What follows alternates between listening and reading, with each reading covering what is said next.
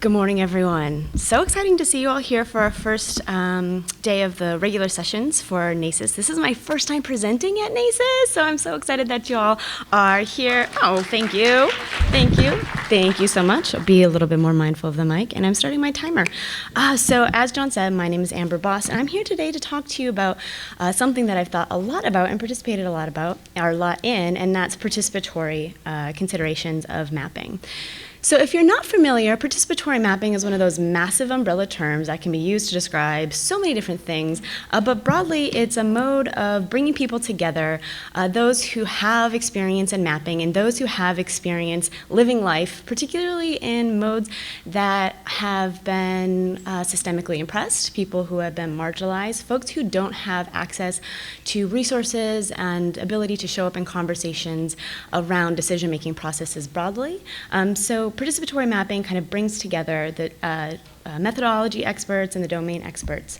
And what unites all of these different modes, which kind of articulate different ways in which the community shows up in those interactions, is considerations of empowerment. And empowerment is one of those big and squishy words that we can think about and theorize quite a bit. But when you kind of pull back a little bit, understanding participation and partnership in engages of empowerment makes sense, right? If I ask you to consider how you might become empowered, you don't think of someone doing something on your behalf and then being like, all right, you're empowered, great, good for you, be on your way.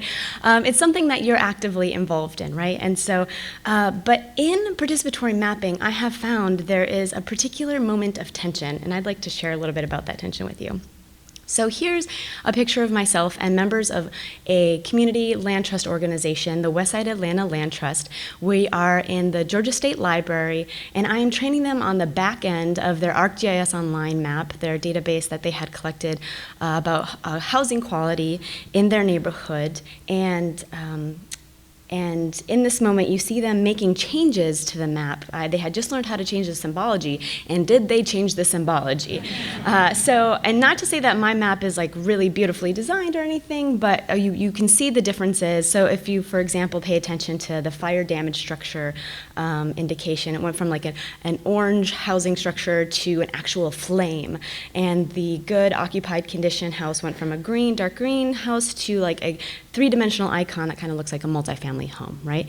And so what's not captured in this picture is a moment of excitement for them. Oh yeah, change it to fire, that looks so good, that's exactly what we want. And you could see that they were really feeling so involved and empowered in the moment of being able to change the symbology of this map that represented systemic oppression in their neighborhood.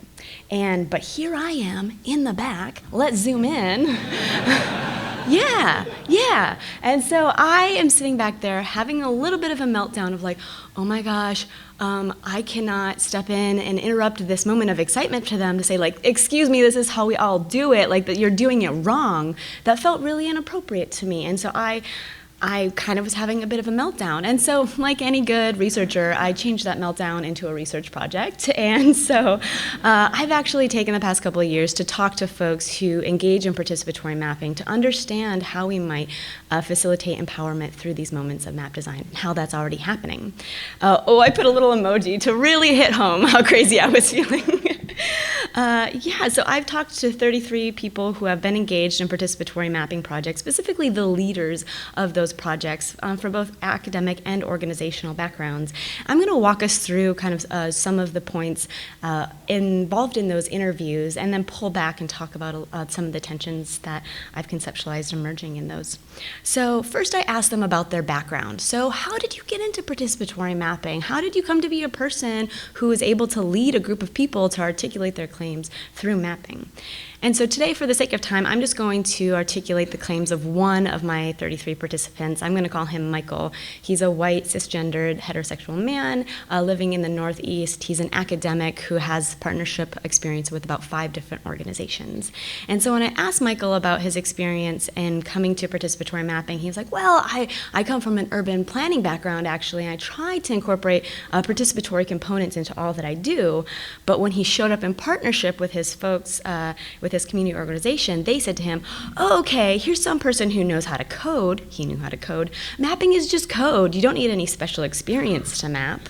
Okay, things are getting interesting, right? And if I take a look at how this theme plays out without the rest of my interview participants, 73% of my participants actually have very little prior training or experience with map production when entering their participatory mapping partnership.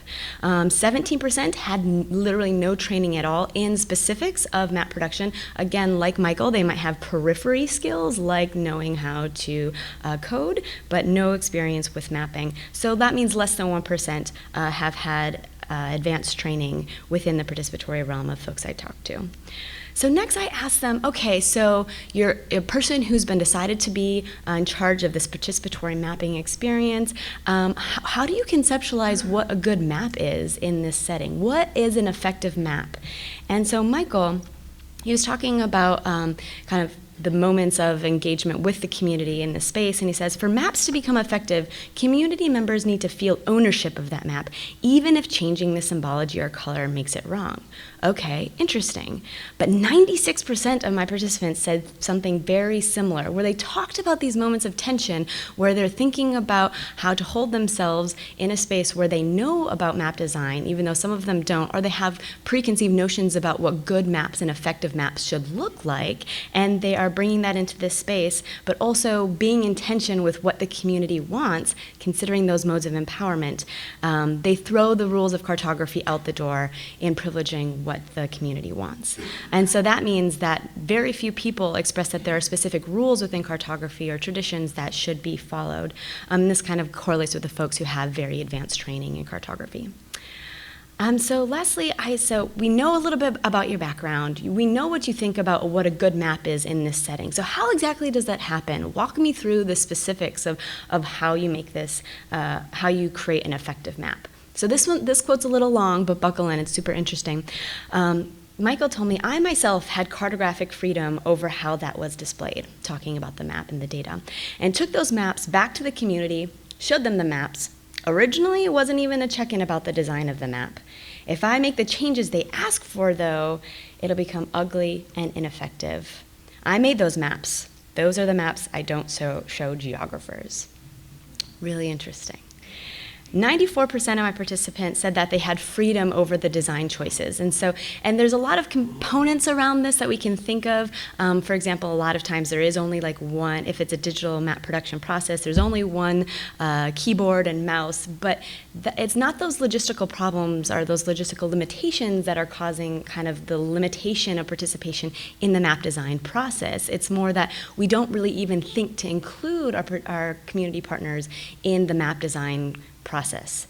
51% of the folks made space for feedback about the maps, but only 30 of those folks made space for design-specific feedback.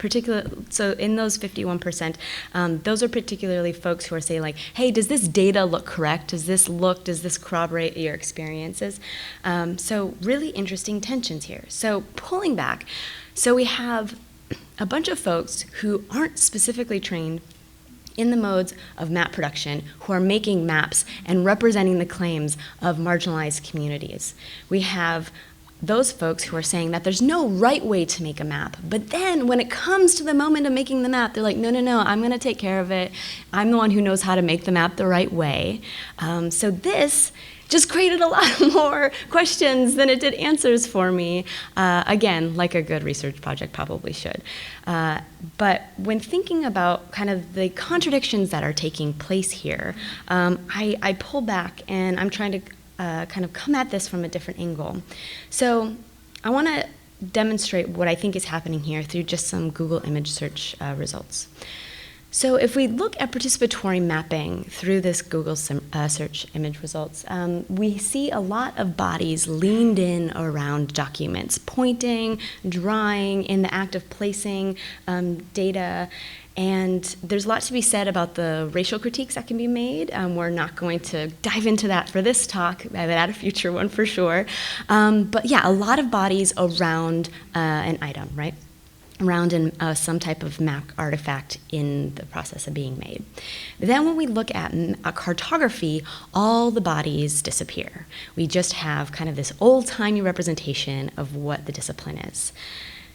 So I'm like, okay, but what about like map design? That's like a little bit more of how we talk about it today. And you kind of get the same exact results, but with a little bit more modern, hip iterations of the maps. So I'm like, okay, I need to make this a verb because participatory mapping, like it needs to be a process. So let's change it to map making. So still no bodies, which is really interesting, but just hands, white hands, I might add, kind of in the act of drawing, which is in itself very interesting just to consider it that way.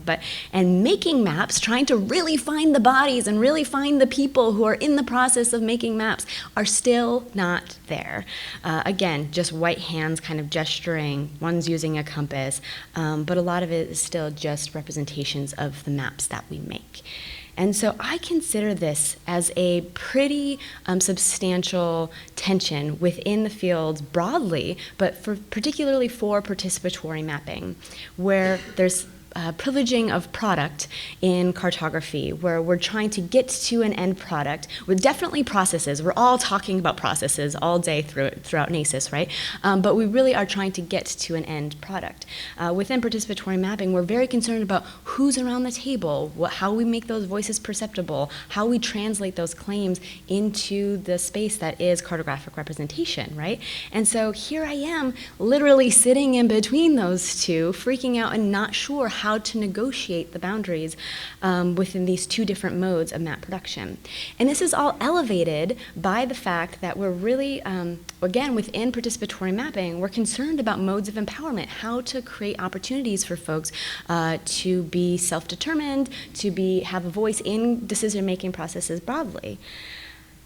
And so I think about empowerment, and I think about these maps, and I think about how this map would not win the NACIS map design competition, and why that is. And so I'm making a call for what I'm calling participatory cartography.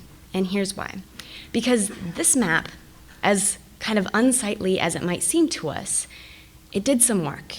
So I'm sitting here sweating in the back of the room, but here's another picture of me sweating in the back of the room. This is us presenting in front of the Code Enforcement Commission at Atlanta City Hall. Hands down, y'all are too nice, like you're not intimidating me enough. Like this was the most intimidating presentation I've ever done in my life.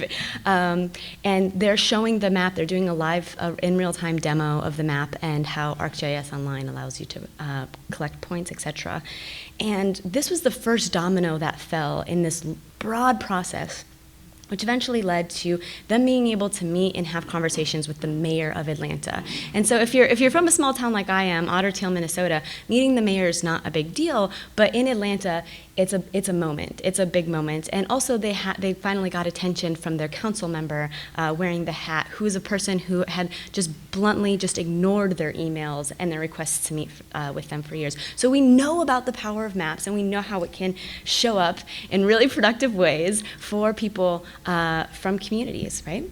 But I'm not the only one who has had these really powerful experiences with participatory mapping. So here's just a little scraping of journal articles and articles more broadly of examples where participatory mapping has been an effective mode of engagement.